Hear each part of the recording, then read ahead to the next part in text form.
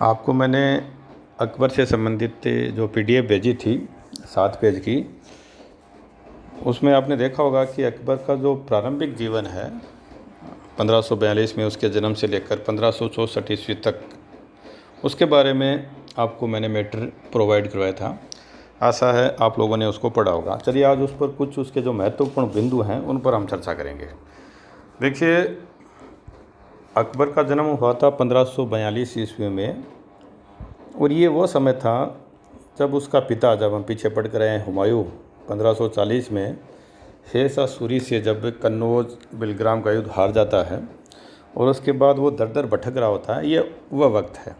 यानी जब अकबर जन्मा था उस समय उसका पिता हुमायूं आर्थिक रूप से न केवल संकट में था बल्कि वह राजनीतिक रूप से भी संकट में था। उसके पास किसी भी तरह का भूभाग शासन करने के लिए नहीं था। वह इधर से उधर भटक रहा था आश्रय की तलाश में, जहाँ से वह अपना जीवन फिर से शुरू कर सके। तो इन परिस्थितियों में 1542 में अकबर का जन्म हुआ। अमरकोट के जो राजपूत शासक थे वीर साल, उनके यहाँ पर, उनके घर पे हुमायूं उस समय शरण लिए हुए था। और उसके बाद अकबर के जो अगले 12-13 साल हैं वो काफ़ी कठिन समय उसके लिए रहा।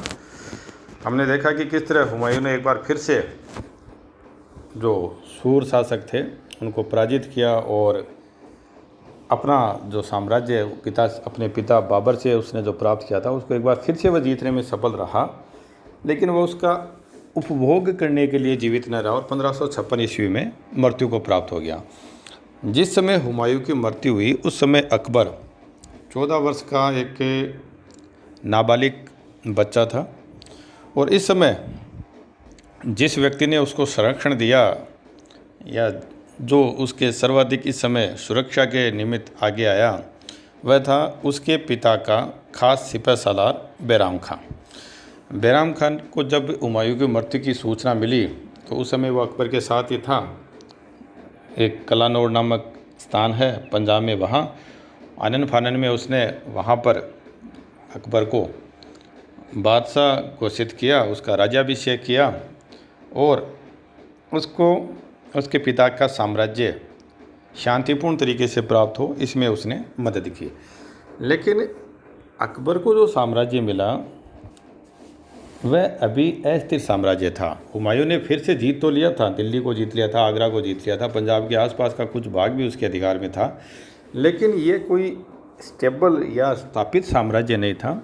बल्कि अभी तो बेमुश्किल उसको साल भर भी नहीं हुआ था हुमायूं को एक बार फिर से अफगानों से भारत का साम्राज्य प्राप्त किए हुए। तो ये साम्राज्य इस स्थिति में नहीं था कि इसको जो प्राप्त करे वो आसानी से या शांति से अपना काम कर सके। एक बार फिर से अकबर को सब कुछ नए सिरे से करना था, और ऐसी परिस्थितियों में क्योंकि अकबर इस समय सिर्फ 14 वर्ष का था, तो जो कुछ किया वो बैराम खां ने किया। इस समय अकबर के सामने जो सबसे बड़ी चुनौती था वो था हेमू। हेमू अफगान शासक आदिल शाह का सेनापति था, लेकिन वह जो आदिल शाह था वो तो नाम मात्र का शासक था। शासक की जो शक्तियाँ थी वो हेमू के पास थी। हेमू ने दिल्ली पर अधिकार कर लिया था, और यदि भारत में टिका रहना था अकबर को तो उसे हेमू से संघर्ष करना अनिवार्य था। और एक बार फिर से पानीपत के ऐतिहासिक मैदान में हेमू और अकबर की सेनाएं, जो मुग़ल सेना थी, उसका आमना सामना हुआ। नवंबर 1556 में पानीपत का जो ये दूसरा युद्ध है ये लड़ा गया, और इसमें हेमू देवयोग से पराजित हुआ। देखिए, हेमू के पास सेना शक्तिशाली थी, हेमू लगभग युद्ध जीत रहा था। उसी समय अचानक एक तीर आकर हेमू की आंख में लगता है। हेमू अपने घोड़े के हौदे पे गिर पड़ता है और उसकी सेना में अफरा तफरी मच जाती है, और इस तरह अकबर को ये विजय प्राप्त यहाँ पर होती है। इस विजय के बाद अकबर का भारत में टिका रहना आसान हो जाता है। दिल्ली पर उसका अधिकार हो जाता है, आगरा पर उसका अधिकार हो जाता है, और यहाँ से अकबर ने मुग़ल शासक के रूप में अपना समय प्रारंभ करता है। प्रारंभ में बैरम खां का उस पर बड़ा प्रभाव था, उसके शासन में उसका बड़ा प्रभाव था, लेकिन जो उम्र बढ़ती गई अकबर को बैराम खां का ये संरक्षण थोड़ा अनईजी फील हुआ। उसको असामान्य सा प्रतीत हुआ। वो इसके साथ आसानी नहीं महसूस कर रहा था। और इसी समय उसकी माँ, जो धाय माँ थी महामनगा, उसने भी उसके कान भरे बैराम खां के खिलाफ। 1560 में अकबर बहाने से एक दिन आगरा से दिल्ली चला जाता है और वहाँ से जब वह बैराम खां के जो खास सिपह सालार या खास नज़दीकी जो उसके समर्थक थे उनको प्रशासन के महत्वपूर्ण पदों से हटाना प्रारंभ करता है, तो बैराम खां समझ जाता है कि अब उसके दिन लद गए हैं। वह अकबर से मक्का की धार्मिक यात्रा, जिसके बारे में वो कहता है कि वो कई वर्षों से इसके बारे में सोच रहा था और जा नहीं पा रहा था, वहाँ पर जाने की आज्ञा मांगता है। अकबर उसको आज्ञा दे देता है।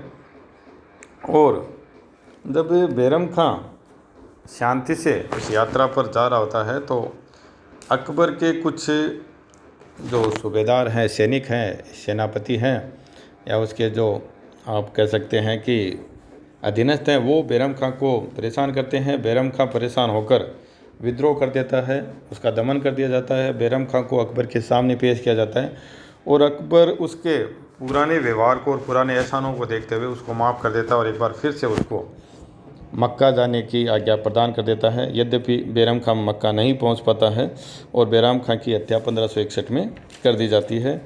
उसकी पत्नी और पुत्र को अकबर अपने यहाँ संरक्षण देता है और ये बैराम खां का पुत्र आगे जाकर अब्दुल रहीम खान खाना नाम से अकबर का खास सेनापतियों में से एक होता है, खास जो उसके दरबारी हैं उनमें से एक होता है। यहाँ पर 1560 से लेकर 1562 का जो समय है, कुछ पाश्चात्य इतिहासकार इस समय को पेटीकोट शासन कहते हैं। पेटीकोट शासन इस संदर्भ में कि इस समय अकबर पर जो हरम की महिलाएं हैं उनका बड़ा प्रभाव होता है और ये बात कुछ हद तक ठीक भी है। लेकिन ये प्रभाव समाप्त होता है 1562 में, जब माहम अनगा का बेटा आदम खां जो तेज़ी से प्रभाव स्थापित कर रहा था, उसको निष्प्रभावी करने के लिए अकबर अतका खां को अपना प्रधानमंत्री बनाता है। नाराज़ आदम खां अतका खां की हत्या कर देता है और अकबर की तरफ भी वो लपकता है। अकबर इससे बड़ा नाराज़ होता है और वह आदम खां की हत्या करने का फरमान जारी कर देता है। आदम खां को 2 बार किले से नीचे गिराया जाता है और वह मृत्यु को प्राप्त हो जाता है। आदम खां की मृत्यु के साथ ही माहम अनगा का प्रभाव भी समाप्त हो जाता है और जल्द ही माहम अनगा भी मृत्यु को प्राप्त हो जाती है। यहाँ 1562 से हम कह सकते हैं कि अकबर, जिसकी उम्र इस समय 20 वर्ष है, वह अब स्वतंत्र रूप से मुग़ल बादशाह बन जाता है। उसके जो निर्णय हैं उनको प्रभावित करने वाला कोई नहीं बचता है। वह एक स्वतंत्र शासक की भांति अपने निर्णय स्वयं लेने वाला हो जाता है। प्रारंभ में उसके जो निर्णय हैं 1562, 63 और 64 के निर्णय मैंने आपको जो PDF भेजी है उसमें आपने देखा होगी, वो आगे वो किस तरह से शासन करने वाला था उसका एक रोड मैप है। 1562 में वह युद्ध बंदियों को गुलाम बनाने की जो प्रथा थी उस पर उसने रोक लगा दी थी। 1563 में उसने हिंदू जो तीर्थयात्री थे उनसे वसूले जाने वाले कर को भी उसने समाप्त कर दिया था। और 1564 ईस्वी में जजिया कर, जो गैर मुसलमानों से लिया जाता था कि वो मुसलमानों के शासन में रह रहे हैं, इसलिए उनको ये सुरक्षा जो प्रदान की जाती है उसके बदले में ये कर लिया जाता था, इस कर को भी हटा दिया जाता है। तो ये एक के बाद एक जो 3 निर्णय लिए गए, ये अकबर के आगे के शासन के बारे में और आगे वो किस तरह से शासन करने वाला था उसके बारे में हमें समझने में मदद करते हैं। आशा है आप लोगों को ये वीडियो उपयोगी महसूस होगा। आप इसका सुने और जो PDF मैंने भेजी है उसको पढ़ें। धन्यवाद।